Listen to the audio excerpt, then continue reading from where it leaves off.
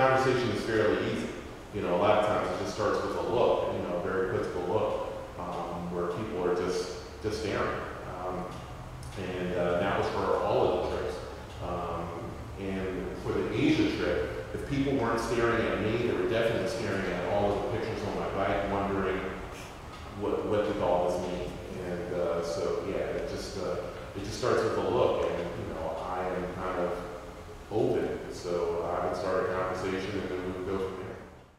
Yes, it was, and we thought that on those support vehicles that the water was being filtered, and we would go and sit in this huge overland truck just to get out of the sun. And one time we're sitting in there, I think playing cards or something, and someone leaned on the box for the water filtration unit, and the box, you know, broke apart, and we saw that there was nothing in there.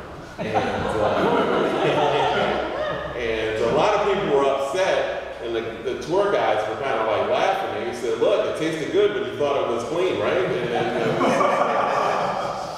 Yeah, so it was just kind of, you know, placebo effect is definitely real.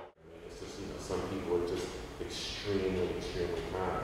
There's a guy that I came across named John Cooper that I wrote about, and John Cooper was this guy I met in Mohawk, Tennessee, and we just had a moment waiting out the rain, and excuse me, he told me I could ride to his airfield since he was on my way, and rode to his airfield, and he had these antique planes and some other things, and you know, I rode up to his airfield, and he had John McCain stickers all over his truck. I had Obama stickers all over my bike, and but you know, we had this moment, and he was much older than I was, and when I said that I had to push off, he said, man, I'm trying to wait out the rain because listening to your story, you've had a bite's eye view of the world. I wanted to take you up on a plane and give you a bird's eye view.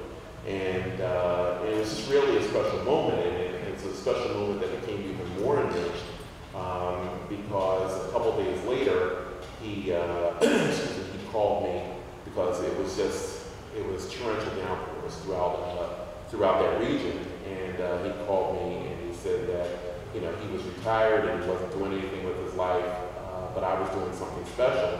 So he said, you know, I know you can't ride in this, so if you call me, I'll come and pick you up and drive you wherever you have to be, because you have things you have to do as well. And it was, you know, it was what he said, it was the timing of what he said, because something horrific happened earlier in the day, and I'll let you guys read about it in the book.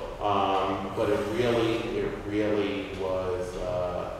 really was special. So I mean, it's just the kindness of people, and just the lengths that people will go to for a stranger. I mean, that's what has surprised me the most.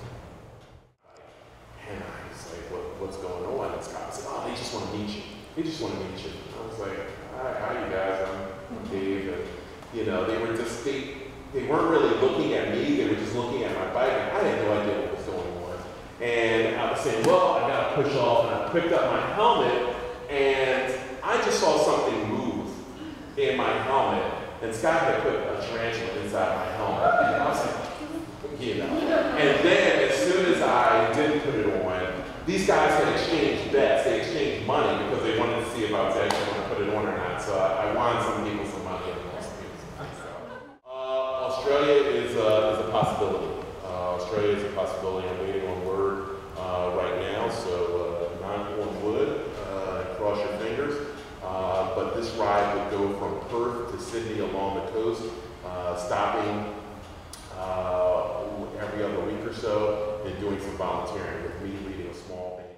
You know, people are inspired, and that's why I wrote this. So I hope you buy a copy, and I hope you leave here inspired tonight. So thank you.